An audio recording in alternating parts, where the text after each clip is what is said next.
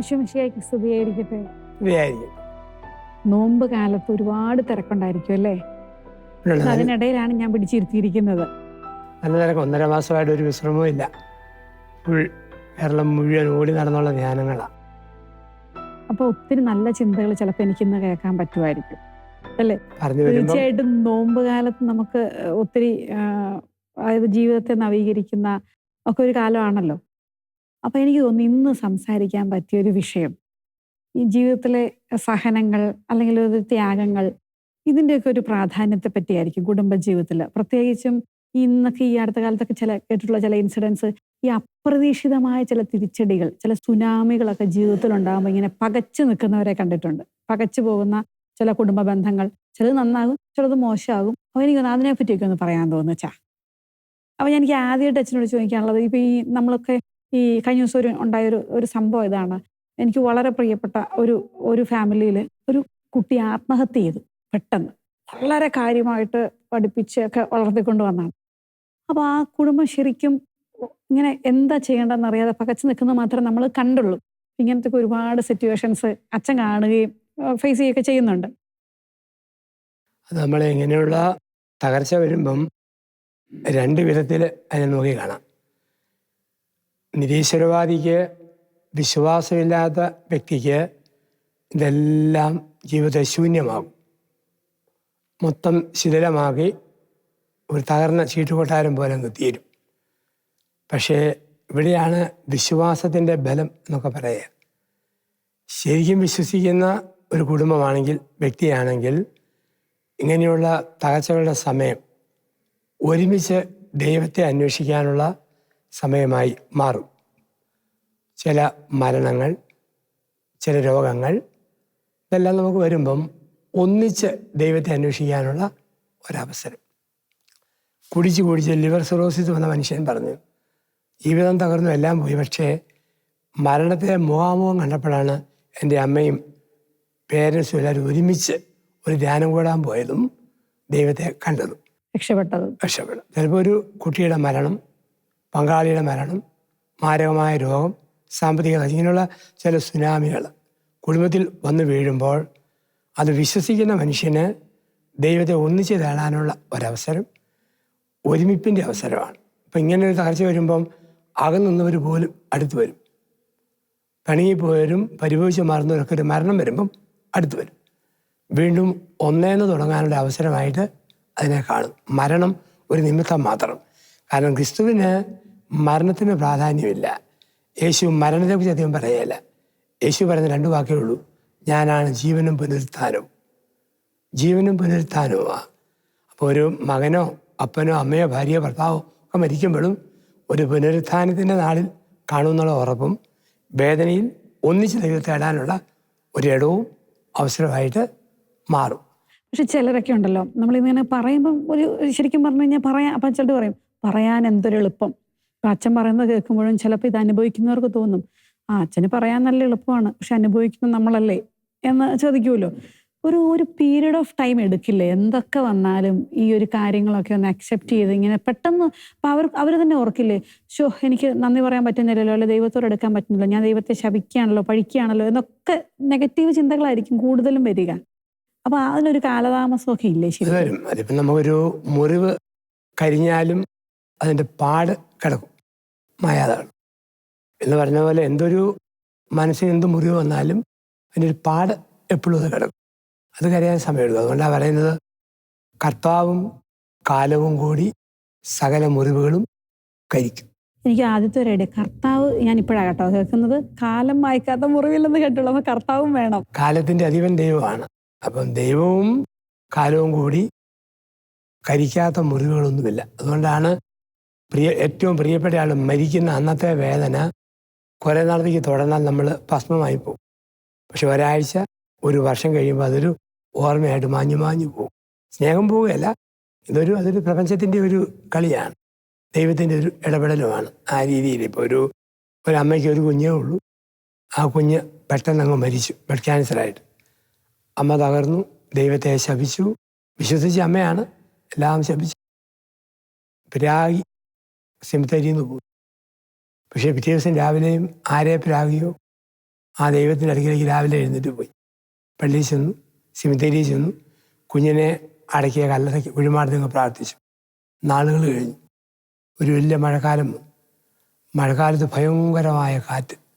അപ്പോൾ ഈ നാൾ കഴിയും തോറും ഒരു വള്ളിപ്പയർ ഇങ്ങനെ സിമിത്തേരിയിൽ ഇങ്ങനെ പടർന്ന് കയറി വന്നു. ആ പയർ ഈ കല്ലറയുടെ തലകളിൽ കുരിശെ ചുറ്റി കിടന്നു. ആ പയറും അതിൻ്റെ വള്ളി. ശക്തമായ കൊടുങ്കാറ്റും മഴയെല്ലാം വന്ന തിരാമഴക്കാറ്റിൻ്റെ രാത്രി തെങ്ങ്, റബ്ബറ്, വാഴയെല്ലാം പെടന്ന് വീണു. ഈ സ്ത്രീ എന്നിട്ടും രാവിലെ ഓടി കല്ലറയ്ക്ക് വെച്ചു. മുട്ടുകുത്തി പ്രാർത്ഥിച്ചപ്പോൾ വനമരങ്ങൾ കടപുഴകി വീണ ആ രാത്രിയിലും ഒരു ചെറിയ വള്ളിപ്പയർ അത് കുരിശിനെ കെട്ടിപ്പിടിച്ച് കിടന്നു. അതുമാത്രം വീണില്ല. അപ്പം അതൊരു അമ്മയുടെ ജീവിതത്തിൻ്റെ ഒരു പാഠം ആ കുരിശും ആ വള്ളിപ്പയറുമായിരുന്നു. അതിൽ നിന്നൊരു ശക്തി വീണ്ടെടുക്കുന്നുണ്ട്. വിശ്വസിക്കുന്നവർക്ക് അങ്ങനെ ഓരോ കോണിൽ എന്തെങ്കിലുമൊക്കെ അടയാളം കണ്ടെത്തുന്ന രക്ഷപ്പെടും. ഇല്ലാത്തവർക്ക് എന്തെല്ലാം കണ്ടാലും ഒന്നുമില്ല. പിന്നെ അവരെ നമ്മൾ ബാധിക്കുന്ന ഗ്രൂപ്പ് വരാം. അത് അങ്ങനെ ഒരു ഗ്രൂപ്പ് മനുഷ്യരെന്നുള്ളതേ ഉള്ളൂ. ഇടപെടലിൽ നമ്മൾ ഇങ്ങനെയാണ് ദൈവത്തിൻ്റെ ഇടപെടലിനെ നമ്മൾ കാണുക. ഇതിപ്പോൾ ഞാനിപ്പോൾ ഒരു മരണകാര്യമാണ് ചോദിച്ചത്. അപ്പോൾ ഇനിയൊരു ടിപ്സിലേക്ക് കിടക്കാം. എനിക്ക് തോന്നുന്നു അങ്ങനെ പറയുമ്പം കുറച്ചുകൂടെ പ്രേക്ഷകർക്കൊരു മനസ്സിലാക്കാൻ എളുപ്പമുണ്ട്. ഇപ്പോൾ ഒരു സാമ്പത്തിക തകർച്ച ഭയങ്കരമായിട്ട് വരുന്നു. വളരെ സ്മൂത്തായിട്ട് നമ്മൾ റൺ ചെയ്ത് പോകുമ്പോൾ ഇപ്പോൾ എല്ലാ സാമ്പത്തിക പ്രശ്നങ്ങളുടെ കാലമാണല്ലോ. പക്ഷെ അപ്പോൾ ഭയങ്കരമായിട്ടൊരു സാമ്പത്തിക തകർച്ച വരുന്നു, നമുക്ക് റൺ ചെയ്യാൻ പറ്റുന്നില്ല. അങ്ങനെയൊക്കെയുള്ള സിറ്റുവേഷൻസ് വരുമ്പോഴും ഇതേ സംഭവങ്ങൾ ഫേസ് ചെയ്യേണ്ടി വരുമല്ലോ. അപ്പോൾ എങ്ങനെ ഇത് പ്രാക്ടിക്കലായിട്ട് നമുക്ക് അതിനെ ഒന്ന് മാനേജ് ചെയ്യാം? ഒന്നാമത് ഈ സാമ്പത്തിക തകർച്ച വരുമ്പോൾ സാമ്പത്തിക തകർച്ചയേക്കാൾ വലിയ നൊമ്പരം ജീവിത പങ്കാളിയുടെ കുറ്റപ്പെടുത്തലാണ് വരുമ്പോഴത്. അതാണ് അവിടെ വിഭജനം വരുന്നത്. ഒരുമിച്ച് നിൽക്കുകയാണെങ്കിൽ അവിടെയും പിടിച്ചു നിൽക്കും. ഇല്ലെങ്കിൽ കെട്ടിയവന് ബിസിനസ് പരാജയപ്പെട്ടു, അല്ല ജോലി നഷ്ടപ്പെട്ടു. ഈ വെപ്രാളം കാണിക്കുന്ന മുഴുവൻ ഭാര്യയാണ്. ഇനി എന്നാ അങ്ങനെ ഇങ്ങനെ പറയും. എന്നുവെച്ച് വേദന അവൾ മനഃപൂർവ്വം പറയുന്നതല്ല, വേദന പറയുന്ന ആ സമയത്തെ വാക്കാണ് കൂടുതൽ മനസ്സിനെ മുറിക്കുക. ആത്മഹത്യ ചെയ്യാൻ ഒരു ഭർത്താവിനെ പ്രേരിപ്പിക്കും അങ്ങനെയുള്ള വാക്കുകൾ. അപ്പോൾ നമ്മൾ എന്ത് ചെയ്യണം? നിശബ്ദമായി ചുമ്മാ മിണ്ടാതിരിക്കണം. ആ സമയത്ത് മിണ്ടൽ. കുറേ നാൾ കഴിയുമ്പം മിണ്ട. ഭയങ്കര മുറിവിൻ്റെ സമയത്ത് പറഞ്ഞാൽ ഈ കലക്കവെള്ളം ബക്കറ്റിൽ എന്ന പോലെ നമുക്ക് കലങ്ങിയ വെള്ളമേ കാണാൻ പറ്റും. കുറച്ച് കഴിഞ്ഞാൽ എൻ്റെ എക്കൽ അടിയുമ്പം കണ്ണാടി പോലെ വെള്ളം വരും. അങ്ങനെ മനസ്സ് തെളിയുന്നൊരു സമയം വരും. ആ സമയത്ത് നമ്മൾ മൗനം പാലിക്കണം. അതുകൊണ്ടാണ് പറയുക, വർത്താനം പറയാനൊരു സമയം, മൗനം പാലിക്കാനൊരു സമയം. ചില കാര്യങ്ങൾ അങ്ങനെ. ഇപ്പം ഭാര്യ ജോലിയായിരുന്നു, പെട്ടെന്ന് ഗൾഫിൽ നേഴ്സായിരുന്നു, ജോലി നഷ്ടപ്പെട്ടു. അവളോട് വെള്ളം വെച്ചിട്ട് വല്ല കാര്യമുണ്ട്? അവൾ കളഞ്ഞാലല്ലോ. വിവരമില്ലെങ്കിൽ ചുമ്മാ അങ്ങ് അരിശപ്പെടും. കാരണം നമുക്ക് അതേ പറ്റുള്ളൂ. അത് ഭർത്താവിനോട് ഭാര്യയോട്. സാമ്പത്തികമായ തകർച്ച വരുമ്പം പ്രത്യേകിച്ച് ആ സമയത്ത് സാരമില്ല മനുഷ്യ, നമ്മളൊന്നുമില്ലായ്മയും തുടങ്ങിയതല്ലേ, നമുക്ക് വീണ്ടും നോക്കാം. അങ്ങനെ പറഞ്ഞാൽ മനബലവാ. പോട്ടടി ജോലി ഞാനല്ലേ ഉള്ളു പറഞ്ഞാൽ അത് മനഃശക്തിയാണ്. അതില്ലാതെ വരുമ്പോൾ അപകടം. അപ്പം അവിടെ തകർച്ചയുടെ സാമ്പത്തിക നഷ്ടങ്ങളുടെ സമയത്ത് മൗനം. അത് മക്കൾക്കാണേലും ചിലപ്പോൾ അബദ്ധം കൊണ്ട് വന്നതെങ്കിൽ പോലും ആ സമയങ്ങളിൽ പ്രതികരിക്കരുത്. അല്പസമയം കഴിഞ്ഞേ പ്രതികരിക്കാം. അല്ലെങ്കിൽ നമ്മൾ ആഗ്രഹിക്കാത്ത വാക്കും വേണ്ടാത്ത പദപ്രയോഗങ്ങൾ നമ്മുടെ വായിൽ നിന്ന് വീഴും. പരാക്കായിട്ടും ശാപവാക്കായിട്ടും അത് വീണ്ടും വീണ്ടും മുറിപ്പെടുത്തുകയുള്ളൂ. ആത്മസമയത്തോടെ ഇരിക്കാൻ പഠിക്കണം. ശരിക്കും പറഞ്ഞു കഴിഞ്ഞാൽ ഇതൊരു നല്ല ഉപദേശം എല്ലാവർക്കും. കാരണം നമുക്ക് ആദ്യം വരുന്നത് ഏറ്റവും വലിയ പറയുമ്പം ചിലപ്പോൾ സിമ്പിളായിട്ട് ഫീൽ ചെയ്തെങ്കിലും വളരെ കോംപ്ലിക്കേറ്റഡ് ആയിട്ടുള്ള ഒരു കാര്യം തന്നെയാണ് മൗനം പാലിച്ച് മിണ്ടാതിരിക്കുക. അപ്പോൾ മൗനത്തിന് ഭയങ്കര ഒരു പ്രാധാന്യം ഉണ്ടല്ലേ ശരിക്കും? നിത്യ കുറച്ച് സമയത്തേക്ക്. അതുകൊണ്ടാണല്ലോ അബ്ദുൽ കലാം പറയുന്നുണ്ട്, ഏറ്റവും വലിയ ആയുധം മൗനമാണ്. ഏത് ശത്രുവിനെയും കീഴടക്കുന്ന ആയുധം മൗനമാണ്. ചിലപ്പം ചില കമന്റ് നമ്മളെക്കുറിച്ച് പറയും. പ്രതികരിക്കാൻ പോയി കഴിഞ്ഞാൽ നമ്മളും അതിൽ തമ്മിൽ യാതൊരു വ്യത്യാസവും ഇല്ലല്ലോ. ഒരു പട്ടി എന്നെ നോക്കി കുരയ്ക്കുമ്പോൾ ഞാനും ലോകം നോക്കി കുരച്ചാലോ രണ്ടുപേർക്കും പട്ടിയുടെ സ്റ്റാൻഡേർഡേ ഉള്ളൂ. എന്ന് പറഞ്ഞ പോലെ വിമർശനങ്ങൾ വരുമ്പം മിണ്ടാതിരിക്കണം. തൽക്കാലം നമ്മൾ കൊച്ചാവും, പക്ഷെ കുറേ കഴിയുമ്പോൾ നമ്മൾ ശക്തരാകും. അല്ലെ പലപ്പോഴും ഓർക്കും, ഇത് പറയണ്ടായിരുന്നു, ഭർത്താവിനോട് എന്തിനാ ഇങ്ങനെ വേണ്ടിയത്, എന്തിനാ ഭാര്യയോട്, അച്ഛൻ എന്തിനാ ആൾക്കാരെന്ന് ചൂടായത്. പിന്നെ ഖേദിക്കുന്ന ഭൂതകാലം നമുക്ക് വരും. ഇനി ഞാൻ അതിനോടൊന്ന് ചോദിച്ചോട്ടെ, ഇങ്ങനെ ഖേദിക്കേണ്ടി വരുന്ന ഒരുപാട് പേരുണ്ടല്ലോ. നമ്മൾ ദേഷ്യപ്പെട്ട് തന്നെ നമ്മുടെ ജോലിയിൽ സംഭവിക്കുന്ന ഒരു കാര്യം അങ്ങനെയാണല്ലോ. അങ്ങനെയുള്ള സംഭവങ്ങൾ വരുമ്പം നമുക്ക് എങ്ങനെ ഒന്ന് തിരിച്ചു പിടിക്കാൻ പറ്റും? തോറ് പറയാ അല്ലേ? അതൊന്നാമത് നമ്മൾ പറയണേ. ഇപ്പം ഭാര്യയ്ക്ക് അരിശം വരിക, എന്തോ അങ്ങ് പറഞ്ഞു പറയണം. ഇത് മനഃപൂർവ്വം ഞാൻ പ്ലാൻ ചെയ്തതല്ല, ഞാൻ ആകെ മൂടോട്ടായിരുന്നു വന്ന് പറഞ്ഞപ്പം പറഞ്ഞ അതൊന്നും മനസ്സിൽ വെച്ചേക്കല്ലോ കേട്ടോ, സോറി. ഭർത്താവും പറയും അതെ. ഇതുപോലെ, എടി ജോലി തിരക്കിടെ നീ എന്താ പറഞ്ഞാൽ അരിശപ്പെട്ടതാ, ആ വാക്കൊന്നും അർത്ഥത്തിൽ വെച്ചേക്കല്ലേ, പക്ഷെ പറഞ്ഞതേ ഉള്ളൂ, സോറി, ഒരു സോറി പറഞ്ഞാൽ തീരും. അതെ, സോറി പറയാനും പറഞ്ഞാൽ ഉൾക്കൊള്ളാനും പഠിച്ചു കഴിഞ്ഞാൽ തന്നെ പകുതി കാര്യങ്ങൾ ഉഷാറായി അല്ലേ? അതിന് സമയമെടുക്കും. രണ്ട് തെറിയും പറഞ്ഞ് സോറി അങ്ങനെ തന്നെ പറ്റിയല്ല, അതിന് സമയമെടുക്കും. ഉറങ്ങാൻ പോകുന്നതിന് മുമ്പ്. അതുകൊണ്ട് പൗലോസ്ലീഹ പറയുക, സൂര്യാസ്തമയത്തിന് മുമ്പ് കോപാസ്തമയം സംഭവിച്ചിരിക്കുകയാണ്. ടൈം ഫാക്ടർ പ്രധാനപ്പെട്ടതാണ് ഇതിനകത്തൊക്കെ. പക്ഷെ എന്നാലും ഇതിൻ്റെയൊക്കെ ഉള്ളിൽ പറയുന്നൊരു സഹനമുണ്ടല്ലോ ഇതിന്. അതിനെ നമ്മൾ രക്ഷാകരമായിട്ട് നമ്മൾ കാണാനായിട്ട് പഠിക്കുക. ഞാൻ പരിമിതിയുള്ള മനുഷ്യനാണ്. പരിമിതിയുള്ളവന് പരിമിതിയെ കാണാൻ പറ്റും. മനുഷ്യന് അതിർത്തി കാണും, ദൈവം അനന്തത കാണും. അപ്പം അനന്തത കാണുന്ന ദൈവത്തിന് ഈ തകർച്ചയുടെ പുറകിൽ എന്തോ ഒന്നുണ്ട്. ആ തിരിച്ചറിവാണ് ക്രൈസ്തവ വിശ്വാസം. ഏത് സുനാമികളിൽ നമ്മളെ തടയാതെ പിടിച്ചു നിർത്തുന്നതും അത് തന്നെ, അങ്ങനെ തന്നെ. അപ്പോൾ ഞാനിപ്പം ആദ്യമേ ഒരു മരണകാര്യം ചോദിച്ചു, പിന്നെ ഒരു ഫിനാൻഷ്യൽ കാര്യങ്ങളൊക്കെ വരുന്നത് ചോദിച്ചു. ഇനി മൂന്നാമത് എനിക്ക് തോന്നുന്നത് ഇപ്പോൾ ഏറ്റവും വലിയ പ്രശ്നം ഈ ഡിവോഴ്സും അല്ലെങ്കിൽ ഫാമിലി ഇഷ്യൂസൊക്കെ വരുന്നത് ബന്ധങ്ങളുടെ പ്രശ്നങ്ങളാണ്. ഇല്ലീഗൽ റിലേഷൻഷിപ്പായി അല്ലെങ്കിൽ പുറമേ നിന്നുള്ള ബന്ധങ്ങൾ കയറി വരുന്നു. വളരെ സ്നേഹമായിട്ട് ജീവിച്ചവരാണെങ്കിലും ഇതൊരു പിശാചിനെ പോലെ ആക്രമിക്കുന്നൊരു സംഗതിയാണ്. അവർക്കപ്പുറത്ത് കയറി വരുന്ന അപ്രതീക്ഷിതമായിട്ട് ഇതെങ്ങനെ സംഭവിച്ചു എന്ന് പോലും അറിയില്ല എന്ന് ചിലർ പറയുന്നത് കേൾക്കാം. അപ്പം അങ്ങനെയുള്ള ബന്ധങ്ങളുടെ പ്രശ്നങ്ങൾ വന്ന് ഒരു തകർച്ച വരുവാണെങ്കിൽ അതിനെ നമുക്ക് എങ്ങനെയൊന്ന് മാനേജ് ചെയ്യാം? ഒന്ന്, ബന്ധങ്ങളിൽ ഒരു ഇഷ്യൂ വരുമ്പോഴേ നമുക്ക് വേണേ നിരന്തരം പാളിച്ച് പറ്റിയ ഭർത്താവിനെ കുറ്റപ്പെടുത്തിക്കൊണ്ടിരിക്കാം. ഒരു കാര്യം പറഞ്ഞു അല്ലേ, ഭാര്യയോട് കുറ്റപ്പെടുത്തിക്കൊണ്ടിരിക്കുക. കുറ്റപ്പെടുമ്പം തോലും മനസ്സ് വെങ്ങും, മുറിയും, മക്കളോട് അരിശം വരും, തുടർന്ന് എല്ലാം ഇറിറ്റേഷനായിട്ട് മാറും.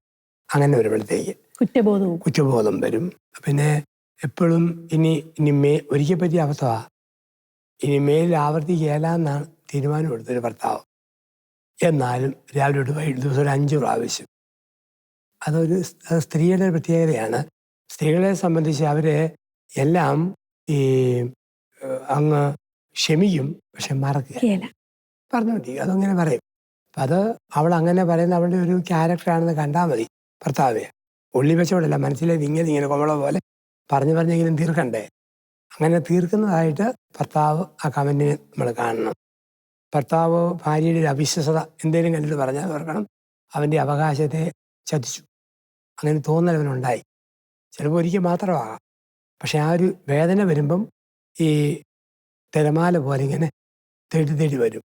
പഴുക്കുമ്പോൾ വ്രണത്തിൽ നിന്ന് ദുർഗന്ധം വരുന്ന പോലെ മനസ്സിൻ്റെ വ്രണത്തിൽ നിന്നും വരുന്ന ദുർഗന്ധമാണ് ഈ പറയുന്ന വാക്കുകളും പെരുമാറ്റം. അപ്പം അങ്ങനെ ഒന്ന് കണ്ടാൽ മതി. അങ്ങനെ കാണുമ്പം ഓർക്കണം, ഇനിവേ ഒരിക്കലേ പറ്റുള്ളൂ. അധികം ഞാൻ പറയുന്നില്ല, നോക്കാം. നന്നായിട്ടൊന്ന് കോപിച്ചങ്ങ് പറഞ്ഞു തീർത്തിട്ടേ പിന്നെ ഒരു അവസരം ആവർത്തിച്ചാൽ മാത്രമേ പിന്നെ അത് പറയാവുള്ളൂ. വന്നതിനെക്കുറിച്ച് പിന്നെ ഒത്തിരി നമ്മൾ പറയരുത്. അത് 2 വശത്തോടും അങ്ങോട്ടും ഇങ്ങോട്ടും. കുഞ്ഞുങ്ങളെ തിരുത്തുന്നതാണേലും പറയേണ്ടത് പറയുക. എപ്പോഴും പറഞ്ഞാൽ കുഞ്ഞുങ്ങൾക്ക് വെറുപ്പാവും നമ്മളോട്. നമ്മൾ ചില കാര്യം ഗൗരവത്തോടെ പറയണം.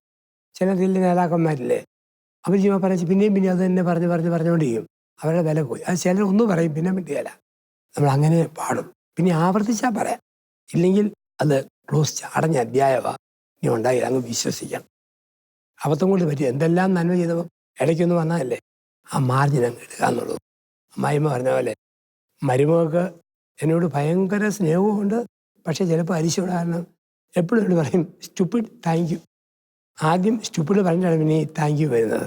അപ്പം ഇതുപോലെ ഒത്തിരി നന്മയ്ക്കിടയിൽ ഒരു ചെറിയ പാളിച്ച് അങ്ങനെ കിടക്കണം. അല്ല, ഈ ചിലരെ പറ്റി ഞാനിങ്ങനെ ചിലരൊക്കെ ഇങ്ങനെ മനസ്സിൽ ഓർമ്മ വരുമ്പം ചോദിക്കുന്നതാണ്.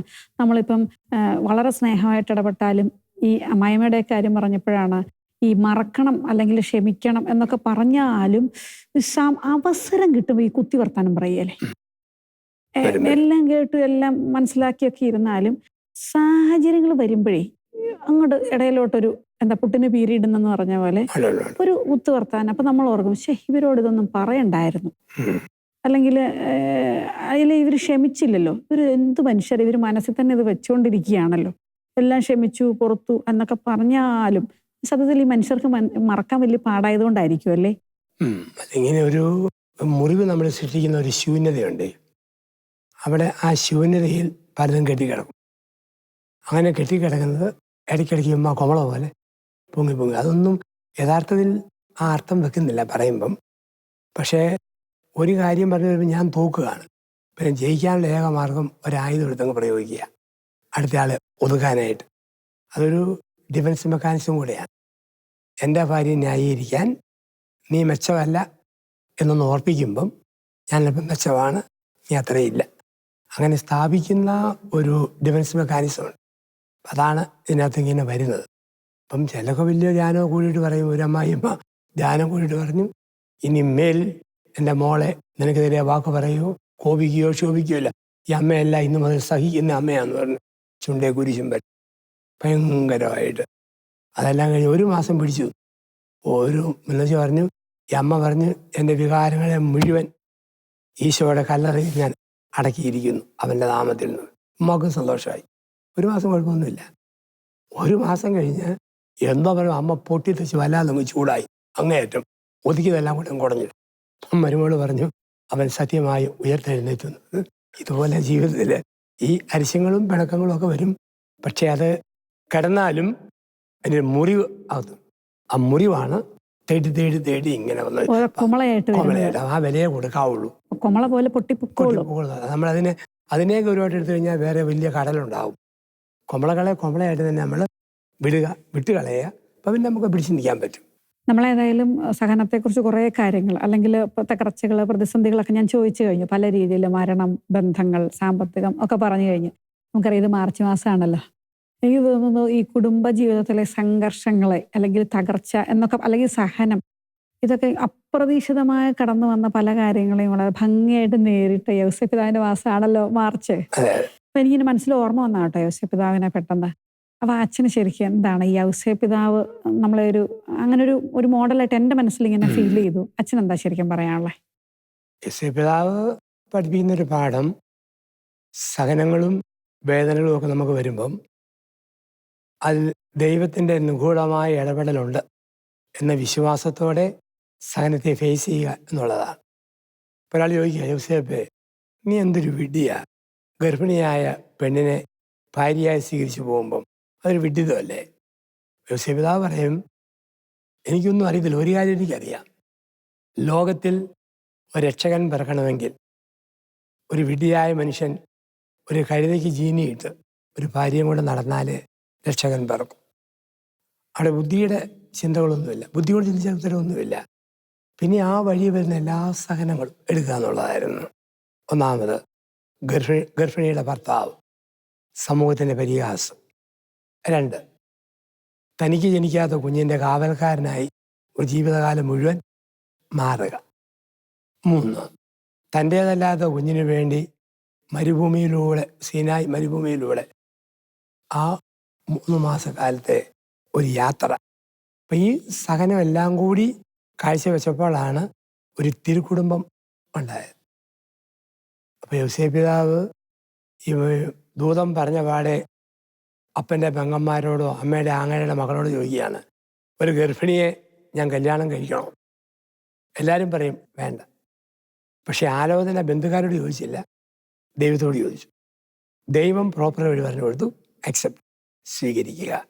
യൗസേപ്പ് പറയുന്നു, സഹനങ്ങളും വേദനകളും നൊമ്പരങ്ങളും കുരിശുകളും ഒക്കെ ദൈവം അനുവദിക്കുമ്പോൾ ദൈവികതത്തോട് ചേർന്ന് അവയെ അക്സെപ്റ്റ് ചെയ്യുന്നവർക്ക് ഏത് സുനാമിയും അതിജീവിക്കാൻ പറ്റും, ഏത് അപകടത്തെയും അതിജീവിക്കാൻ പറ്റും. പക്ഷെ സ്വന്തം ബുദ്ധിയുടെ കാൽക്കുലേഷൻ, സ്വന്തം പരിമിതിയുടെ ചിന്ത, അതിൽ നിന്നാൽ വരുന്നതെല്ലാം കുരിശ്, തകർച്ച. പക്ഷെ അതൊന്നും മാറ്റി വെച്ചിട്ട്, ഇപ്പം കർത്താവ് പറഞ്ഞില്ലേ, വലതുവശത്തേക്ക് എറിയുക. ഇപ്പം ഇടത്തോട്ട് വല എറിഞ്ഞവരൊക്കെ നിർത്തേണ്ട ഏറ്, പക്ഷെ വലത്തോട്ട് തിരിച്ചാൽ മതി. ഇപ്പം നിരീശ്വരവാദിയും നിരീശ്വര ചിന്തയും വിമർശനമാണോ ഒന്ന് മാറ്റിയിട്ട് ഒരു വിധേയത്വത്തിൻ്റെ ചിന്തയിലേക്ക് വന്നാൽ മതി. അങ്ങനെ വരുമ്പോഴത്തേക്ക് ഉത്തരവുണ്ട്. അപ്പം അവർ സഹനത്തിനർത്ഥം കണ്ടതും അവരുടെ ആ സഹനം മുഴുവൻ രക്ഷാകരമായ സഹനമായിട്ട് മാറി. ഒരു അപ്പനും അമ്മയ്ക്കും നമുക്കൊക്കെ ഒരു മാതൃകയാണ് ഈ മാർച്ച് മാസത്തിൽ. അപ്രതീക്ഷിതമായ സുനാമികൾ, തകർച്ച വരുമ്പോൾ യൗസേപ്പ് പിതാവിനെ പോലെ ഒരു വിഡ്ഢിയെ പേർ ചുമ്മാ നിന്നു കൊടുക്കുക വിധേയത്വത്തോടു കൂടി. അങ്ങനെ നിന്നു കൊടുക്കുന്നവരിലൂടെ ദൈവം വലിയ അത്ഭുതം പ്രവർത്തിക്കും. അപ്പം ആ മനുഷ്യൻ തിരുകുടുംബത്തിൻ്റെ കാവൽക്കാരനാകും, ദൈവത്തിൻ്റെ വളർത്തുപിതാവാകും, എല്ലാവരുടെയും ഒരു സ്നേഹത്തിൻ്റെ മധ്യസ്ഥനായിട്ട് മാറുകയും ചെയ്യും. ഇല്ലെങ്കിലോ നിരാശപ്പെട്ട് പിരാഗി പഴിച്ച് ഒരു പ്രാന്തനെ പോലെ യോസേപ്പിന് മാറാഞ്ഞതിൻ്റെ കാരണം സഹനത്തെ ദൈവികമായി കണ്ടതുകൊണ്ടാണ്. അപ്പോൾ ഞാൻ ഓർക്കായിരുന്നു ഈ ഒരു എപ്പിസോഡ് കഴിയുമ്പം ഈ പല തകർച്ചകളും സഹനമുള്ളവർക്ക് ഒരു പ്രത്യാശയുടെ എപ്പിസോഡായിരുന്നു കേട്ടോ ഇത്. കാരണം ഇതുവരെ ചിലപ്പോൾ അവർ ശപിച്ചിട്ടുണ്ടാവും, അല്ലെങ്കിൽ മോശമായിട്ടുണ്ടാവും, പക്ഷെ ഒന്നുകൂടെ ഒന്നേന്ന് തുടങ്ങാം അല്ലേ, അവർക്കൊന്നുകൂടെ തുടങ്ങാനുള്ള ഒരു അവസരമാണ്. അപ്പൊ കർത്താവും കാലവും വായിക്കാത്തൊരു മുറിവും ഇല്ല, ഒരിക്കലും നമുക്ക് ഉണ്ടാകത്തില്ല. കാരണം ഉണ്ടാകത്തില്ല. നമുക്ക് എല്ലാവർക്കും ഉണ്ടല്ലോ എന്തെങ്കിലും ഒരു മുറിവുണ്ട് അല്ലേ, പുറകോട്ട് നോക്കിയാൽ. പക്ഷേ തമ്പുരാൻ്റെ പ്രത്യേകത ഉള്ളത് ദൈവത്തോട് ചേരുന്നവന് മുറിവുകൾ മുദ്രകളാവും, വെറും ക്ഷതങ്ങൾ പഞ്ചക്ഷതങ്ങളാവും. ദൈവത്തോട് ചേരുന്നവർക്കാ. ചേരാത്തവർക്ക് മുറിവ് എന്തിനാ മറ്റുള്ളവരെ മുറിപ്പെടുത്തും, ക്ഷതം എന്തിനാ മറ്റുള്ളവരെ ക്ഷതമേൽപ്പിക്കും, വാക്കുകൊണ്ടും പെരുമാറ്റം കൊണ്ടും പ്രവൃത്തി കൊണ്ടും. ദൈവത്തോട് ചേർന്നിരിക്കുന്നുണ്ട് അതൊന്നുമില്ല. അവനറിയാം. അല്ലല്ലേ പറയൽ ഒരു വലിയ മോതിരം, നല്ലൊരു മോതിരം, ആ മോതിരത്തിൽ എങ്ങനെ ഒരു വിള്ളൽ വീണു, ഒരു വീണപ്പോഴത്തേക്ക് രാജാവ് എല്ലാവരും വിളിച്ചു, എൻ്റെ ഈ മോതിരത്തിൽ വിള്ളൽ വീണു, ഏറ്റവും വില കൂടിയ മോതിരം, ഈ വിള്ളലിൻ്റെ വര, വൃത്തികെട്ട വര ഇതെങ്ങനെ ശരിയാക്കി തരും. അപ്പോൾ എല്ലാവരും നോക്കിയിട്ടും ആ വര മായ്ക്കാൻ പറ്റുന്നില്ല. അപ്പോൾ ഒരു സാധു മനുഷ്യൻ, നല്ല മനുഷ്യനാണ്, അദ്ദേഹം ആ മോതിരം മേടിച്ചിട്ട് ആ നീണ്ട വരയുടെ ഒരു ചെറിയ പൂ ഇങ്ങനെ കുത്തിവെച്ചു. അപ്പം ആ മുറിവിൻ്റെ വര ഒരു പൂവിൻ്റെ തണ്ടായിട്ട് മാറി. ഇതുപോലെ സഹനങ്ങളെയും കാണുന്നവരുണ്ട്. ആ വര നോക്കി കരയല്ല, ആ വരയെ പൂവാക്കി മാറ്റാൻ എന്നാ പറ്റുമോ അങ്ങനെ ചിന്തിച്ചവൻ യോസേപ്പ്. നമ്മളും അങ്ങനെ ചിന്തിക്കുന്നവരാകണം. ഏതായാലും ഒരു ധ്യാന ചിന്തയാണ് മാർച്ച് മാസത്തിൽ കിട്ടിയത്. അപ്പോൾ പ്രത്യാശയോടെ ഞങ്ങൾ മുന്നേറുന്നു. കർത്താവും കാലവും ഞങ്ങളുടെ മുറിവുകളെയും പ്രേക്ഷകരുടെ മുറിവുകളെയും വായിക്കുമെന്ന് ഉറപ്പാണ്. അപ്പോൾ നമുക്ക് അടുത്ത എപ്പിസോഡിൽ കാണാം. താങ്ക് യു അച്ഛാ. നന്നായിട്ട്